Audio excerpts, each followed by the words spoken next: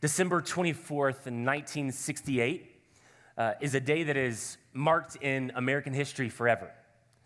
December 24th, 1968. Apollo 8 was the first really expedition to the moon. They didn't land on the moon, but it is one of the first expeditions to go be able to see the moon. And on this expedition, three astronauts, Bill Anders, Jim Lovell, and Frank Borman. I have a picture of them there this morning. Some of you are going back to your childhood and reliving those times that you probably saw in that day. These three astronauts they're really marked down as for their courage and their faith, the unknowns of traveling that far in some kind of space vehicle. But it wasn't just for going to the moon that they were recognized for. On this day, December 24th, there was a lot of chaos that was happening in the world. You had the Vietnam War, which was highly contested and controversial. You had chaos in the world, the civil rights movement, and all the things that were taking place. And then on this day, Christmas Eve, the astronauts did something that was pretty incredible. As they were circling the moon, I believe their ninth orbit of the moon, a television broadcast was sent out across the world. And as they were looking at the moon and the galaxy, they began to read Genesis chapter 1, verses 1 through 10.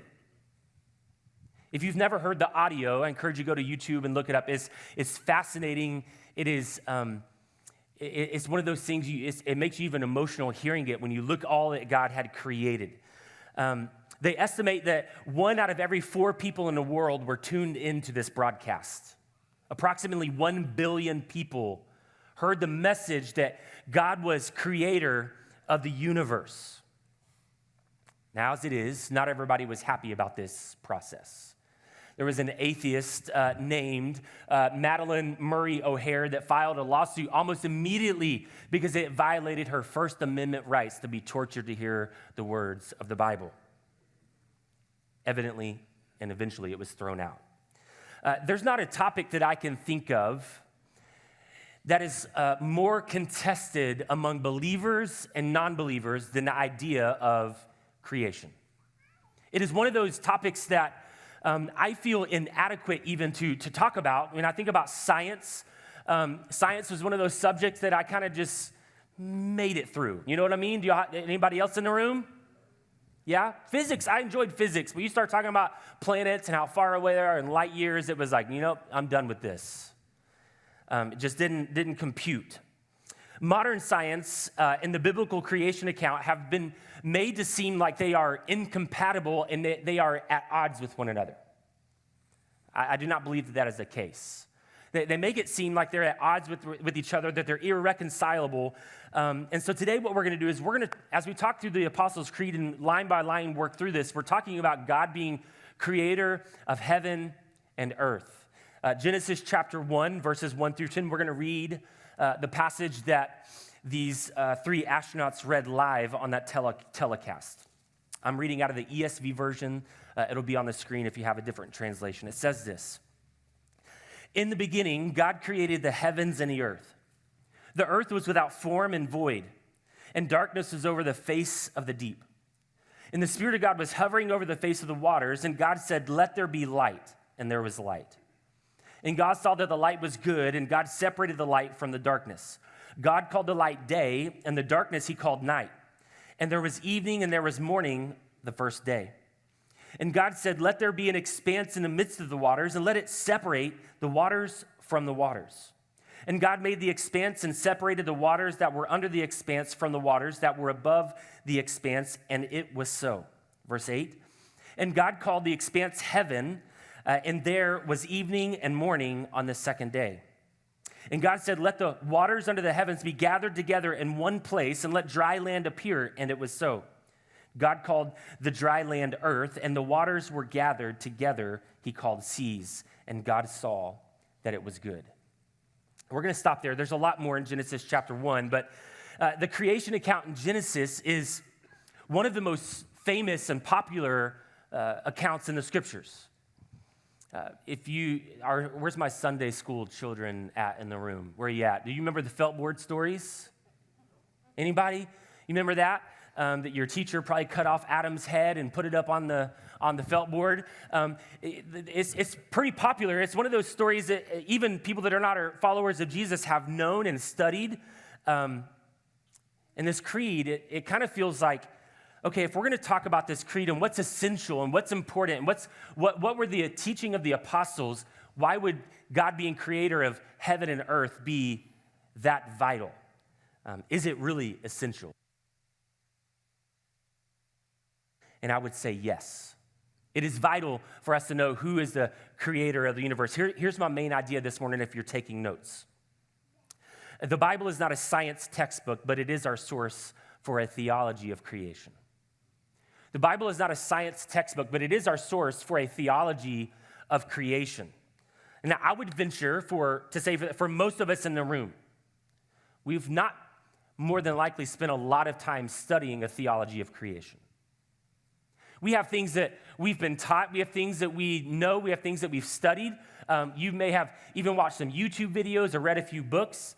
But it's not something that we would say, I'm going to spend a lot of time studying the story of creation and how it relates to science. But it is important. So we're going to cover just a few things. Number one is this, is that God is the undeniable creator of the universe. Science and Genesis, the biblical account, both have come to an agreement that there was a beginning of what we know to be earth. There was a beginning. Now, this was not always the case. For many years, the scientific world did not believe that there was a beginning of this land that we call Earth, that it just had always been and had evolved over time. But almost exclusively now, most believe that there is a beginning of the universe. Once the Big Bang Theory was popularized, we started to see more and more times science was agreeing that there was some kind of beginning. We just happen to disagree in a big way of how it happened. Genesis 1:1, let's look back at that. In the beginning, God created the heavens and the earth. Now, if you're taking notes, underline that word heavens and underline that word earth.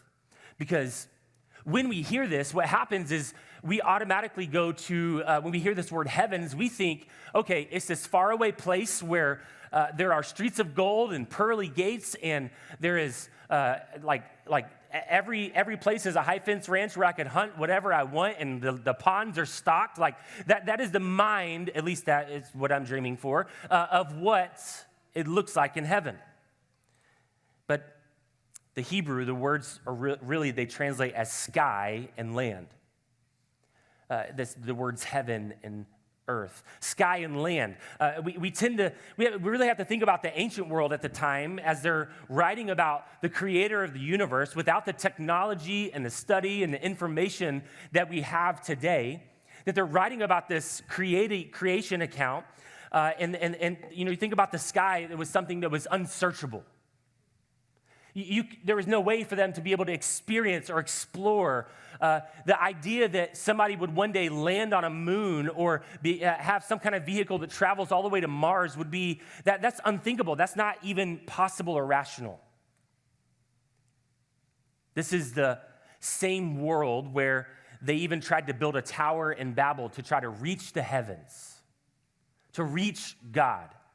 And so we're talking about a level of information and knowledge at the time, not that they weren't wise people, but we live in a very different day and time, don't we? The Bible Project describes it this way, is that the skies are a perfect metaphor for the glory and the transcendence of the domain in which God reigns and dwells. Using the same word to mean both the skies and heaven is more a claim about God's status and authority than it is about a speculation about the physical location of his presence. To say that God lives in heaven means that God shares the same characteristics as the sky. God is above us. He's over us. He's surrounding us. We depend on him. Just as if the atmosphere was to dissolve, we would be disintegrated. Right? You like all the things like there's I think there's a generation that is terrified to use aerosol cans now. Why? Because we were told as young people in school, if you use aerosol, the universe, the atmosphere is going to disintegrate and you are going to explode. And you're like, well, blame it on all the old Pentecostal church ladies that used all that hairspray.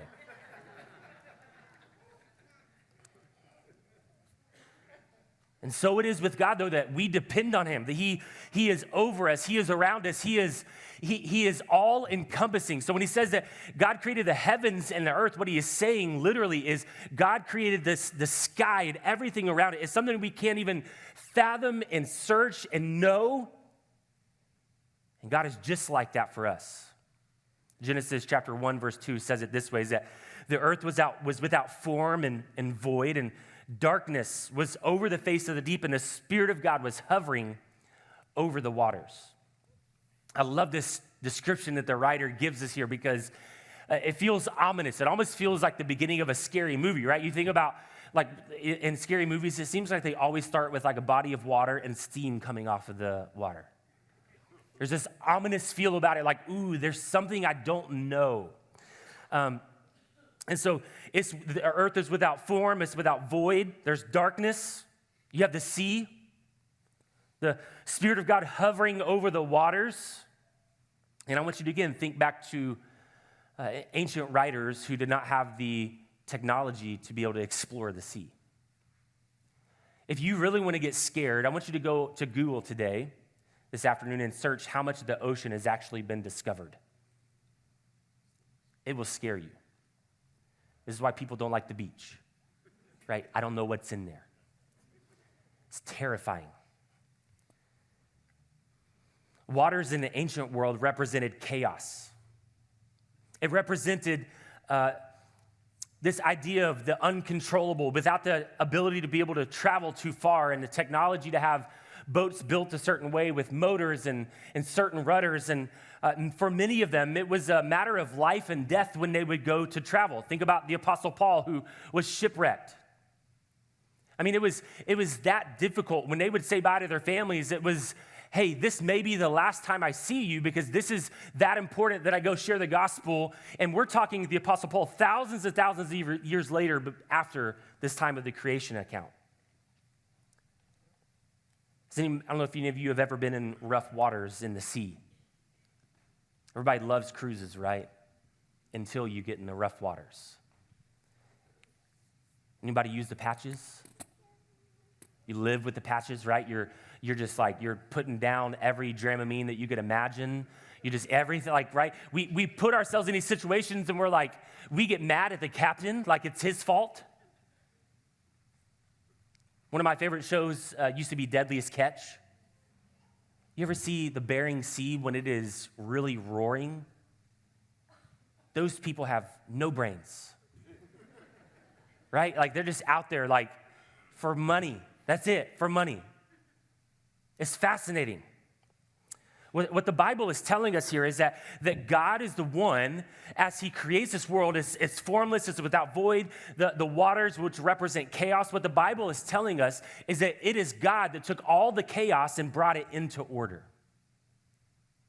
This is a very important and distinctive point of theology that we need to be thinking through, that it is God who took all that we see and know and experience, that took all the chaos and said, I'm going to bring all this back into order, and I'm going to hold everything in my hands. The Hebrew writers many times use beautiful literary terms and techniques to really get across a point. In Genesis 1:1, it actually uses 7 words to describe the creation account, representing 7 days. 7 times God says it was good. Like, there's over and over in this creation account where the scriptures are screaming out to us that God is the creator of the universe and he's doing it to perfection. And then in each of the subsequent days of creation, if you read down and continue down in Genesis 1, God addresses the issues. There was darkness, then God brought light.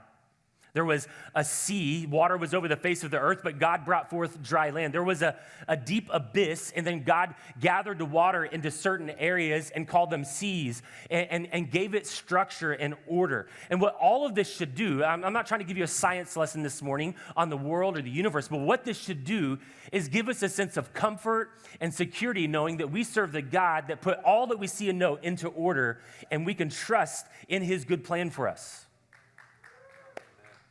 That is what we should be holding on to this morning. This is why when I started out this message, I asked you how vital and how important it is. Can you see how important it is now? But currently, in our world, we live with a lot of fear, don't we? We live with a lot of fear. There is a fear about the state of the universe. And I'm not saying that we should not care, and I'm not saying that we don't make a difference. I think and I believe that as Christ followers, we are called to be good stewards of what God has given us. No amens on that one.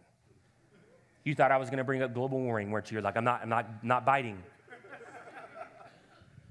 We are called to be good stewards of the universe that God has given us and entrusted us with. I mean, that's what he called us to rule and reign and have dominion over the earth and the animals and to be good stewards of what we have. But what I am saying is this, is that ultimately it is still God that is holding it together. It is still God that is holding. And it's not the greater purpose of the collective universe that is holding it together. We should care and it matters, but it is God that holds it together. And if God can create the entire universe and bring order from chaos, he can hold your life together too. I don't think we have a big enough view of who God is and the power that he has. We've put God in little boxes and we've said, this is who he is and this is where he operates. He's way bigger than we can imagine. The rest of this passage in Genesis goes through the days of creation, and I'm going to touch on this for a moment, but there's a lot of disagreement between the world of theology and the world of science on creation and how it happened. But there's also a lot of disagreement even amongst the church. Okay, so here's what I'm not going to do today. I'm not going to tell you where I land and where I stand. I'm going to take the easy, cheap way out. The things meaning this, like on both of that, because here's the reality, there's valid points on both sides of the aisle when it comes to the story of creation, right? You have, was it a literal 7 days? Were there gaps in between the years?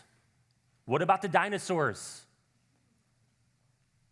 Have y'all thought about this? Have y'all really studied it? It makes my brain hurt. You have young earth creationists, old earth creationists. You have evolutionists and all these things that we see and we study and we read about and you were taught about in high school and in college. Here's what I would tell you. I'm a very big net guy when it comes to secondary issues. Meaning this. I have friends that are young earth creationists. I have friends that are old earth creationists. I can be in a relationship with them. They could serve on our staff. This is what we would call a secondary issue, meaning that it is not an issue of salvation, and it's not a close-handed issue, but the dividing line should be this, is that as a follower of Jesus, we are called to trust and believe that God is ultimately the creator of the universe. And how it happened and when it happened, those are important topics for discussion, but the dividing line is, do we trust and we know him? Do we believe that God is the creator of the universe? Here's what I would encourage you to do: your own research. Study. And again, I'm broad stroking here, but I think that many don't study because they're almost afraid of what they might find out. And I'm just crazy enough to believe that the scriptures are strong enough to hold up to any criticism, even from the world of science. One of my favorite books, if you're a reader, write this down. It's not on the screen. John Lennox wrote a book called 7 Days That Divide the World. It's fascinating. Lennox has more thoughts and information in his brain than I could even imagine.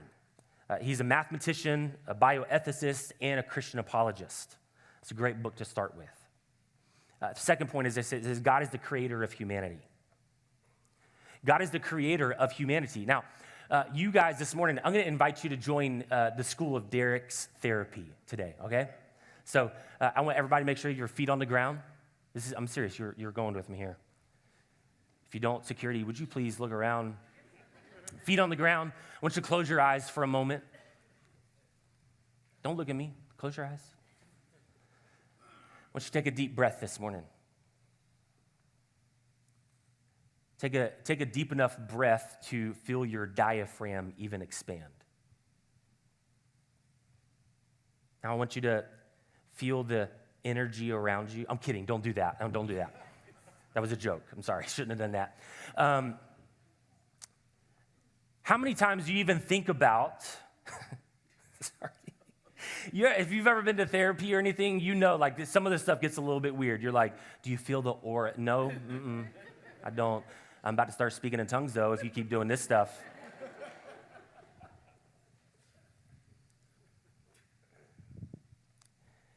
How many times do we even think about that it is the breath of God in our lungs? When I started doing things like breath work and meditation on Scripture, one of the things that I noticed is that I breathe really shallow. And when I start to take deep breaths and I feel my diaphragm expand, I'm like, gosh, there's a lot more in there than I even imagined. I live on like this kind of high speed, like if you think like you think I'm high energy on a stage, I'm high energy everywhere. I just that's the way I live.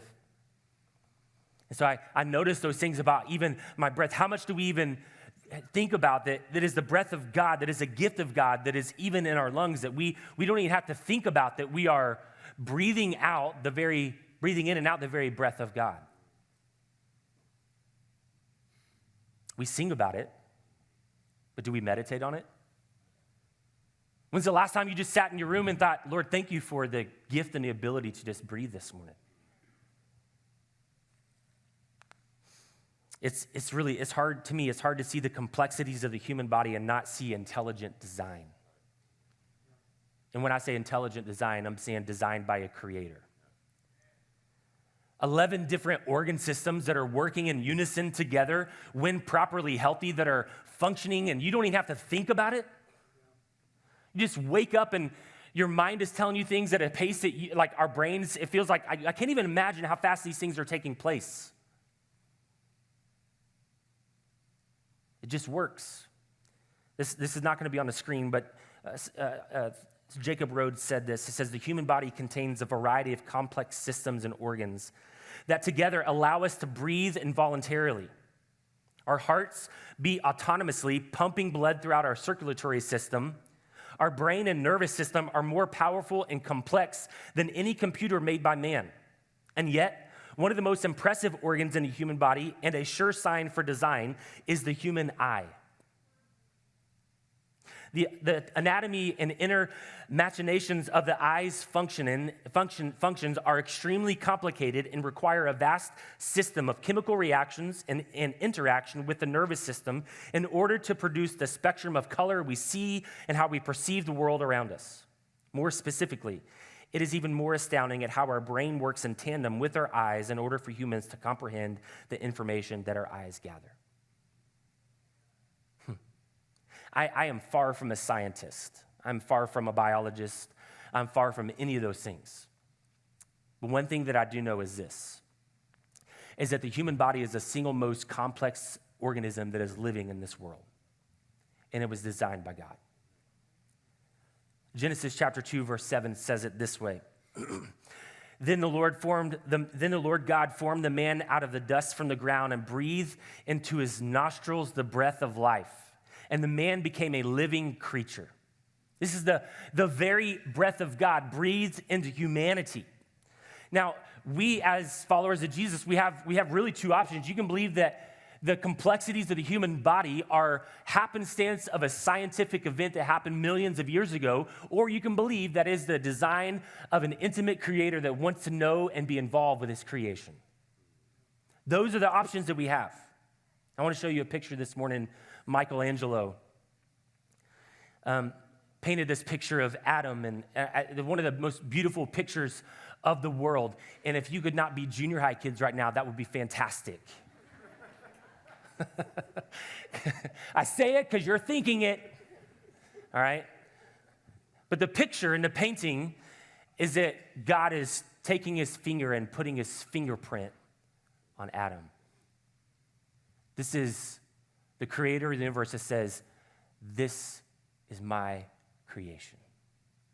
It's a beautiful picture when you think about it and when you act your age. Part of the problem, though, is that we've all seen the value of life so decreased in our world. I'm going to share on a few very sensitive topics for the next few moments. So if you have little kids in a room, you're welcome to step out of the room for a moment, or you can do the old earmuff trick. We've lost the value of life in our country, in our world. It's not just an American problem. You have countries that are now offering medical-assisted suicide, that they call them suicide pods. I want you to think about this for a moment. Even the audacity and the gall to say, I'm going to create a device, and this is what it does, and I'm just going to name it something simple. It's called MAID, or medical assistance in death, where someone can end their life, not just for medical reasons, but because they just don't want to live anymore. Canada is on the leading edge of this right now, and lawmakers are fighting to push back against this, because the law that was written into Canada that is now being fought says that doctors are not even allowed to ask why anymore. The door is open, come on in. The value of life is euthanasia. And some give more passion defending animal shelters than they do the life of humanity. I'm not saying we can't do both, and I'm not trying to be broad-stroking here, but it's just the reality. Now, a more controversial one, the taking of the life of an innocent baby. I want to be bold but gracious in how we talk about the issues like this, because the church at times has come across as very not gracious, mean-spirited, hateful, resentful, all the things, right? You may be even here today and you've walked through this topic that we're going to cover on abortion. And here's what I want you to know before you leave this morning, is that the Lord is gracious and merciful and cares about you. I'm going to pause there for a moment. But did you know that in America there is more value placed on a fertilized egg of a bald eagle than the fertilized egg of a human body? Think about this for a moment. You can face years in prison and up to $250,000 a fine with a felony for messing with the egg of a bald eagle. But wait a second, wasn't it just a fertilized egg? You see what I'm saying? The value of human life has been degraded and put down for many, many generations. Yet, for babies, it is even celebrated by many that people would choose their career over the inconvenience of a baby. And that is perfect timing. Just know that does not bother me. I love it. I love babies in the church. This is this should not be a political issue. This is a biblical issue. We've made it a political issue, but it's a biblical issue. It's a Christ-honoring issue. And here's the reality. Especially after this last week, I could make people mad on both sides of the aisle.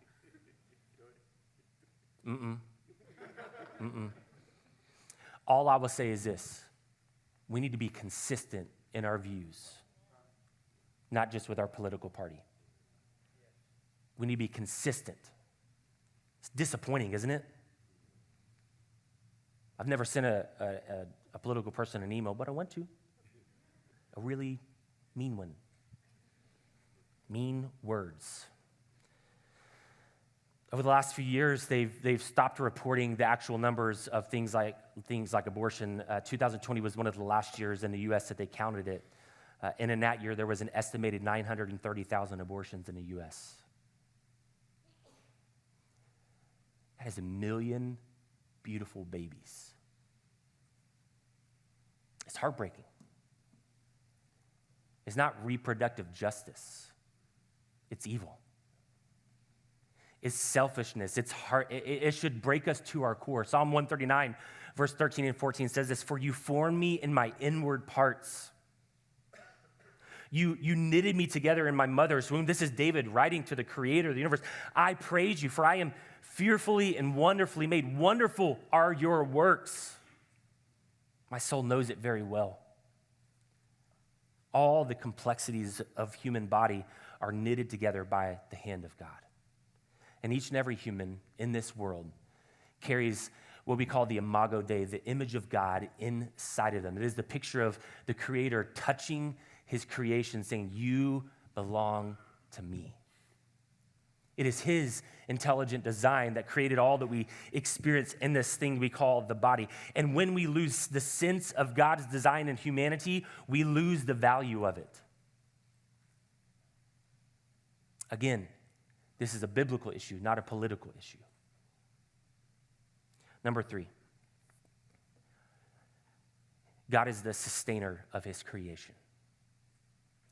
In the West, we are very individualistic, right? We like to think that we make our lives, that we sustain our lives, like the good country theologians, like I'm a self-made man.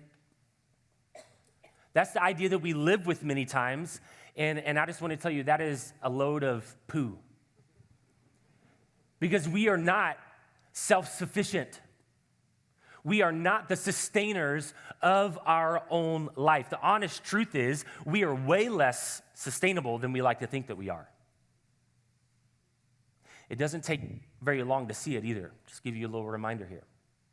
We had a hurricane a few weeks ago, right? You remember when we didn't have power? What happens when the power goes out? People lose their ever-loving minds. Fighting at gas stations, yelling, anger, vitriol, like all the things that come out of humanity to you, you quickly realize. You remember when COVID first happened and you went to the grocery store for the first time? You see people running down the toilet paper aisle like they are going to poop all over themselves.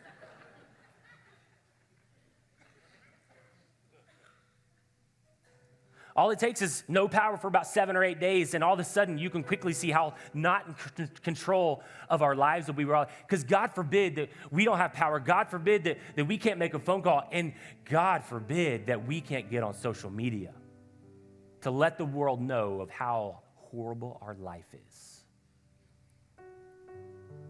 We think that we're the sustainer, but really we are very dependent on other things. And what has happened in the modern world is we've become so dependent on technology and the world that we live in that we've stopped depending on God for our sustainer. Colossians chapter 1, worship team, you can come, says this, verses 15 and 17. He is the image of the invisible God. He's talking about Jesus, the firstborn of all creation. For by him all things were created in heaven and on earth, visible and invisible, whether thrones or dominions or rulers or authorities, all the things are created through him. And why? For him. Notice that it does not say that all things were created for you to live a comfortable life. It's created through him and for him, for the glory of God. And he is before all things, and in him, this is the key, all things hold together. God, through the Son, Jesus, created all that we see and sustains all that we see. It's the old theology of the children's song that he's got the whole world in his hands. We would sing it as children, but somewhere along the line, we've kind of dropped it and said, you know what? I kind of agree with it, but I'm just going to live my life, and I'm going to be the sustainer of my life. Listen to what scholar A.H. Strong says. He says, Christ is the originator and the upholder of the universe. In him, it consists or holds together. From hour to hour, the steady will of Christ constitutes the law of the universe and makes it a cosmos instead of chaos, just at his will brought into being in the beginning. It makes a cosmos instead of chaos. From moment to moment, from day to day, from minute to minute, the Lord is the one that is holding us together and sustaining us. So when we say that God is creator of the universe, what we're saying is, yes, we believe and trust that you spoke all things into existence, but we also believe and we trust that it is not dependent upon myself and my self-will and my discipline. It is dependent upon you. And that's the best place that we could put our trust, in the creator of the universe.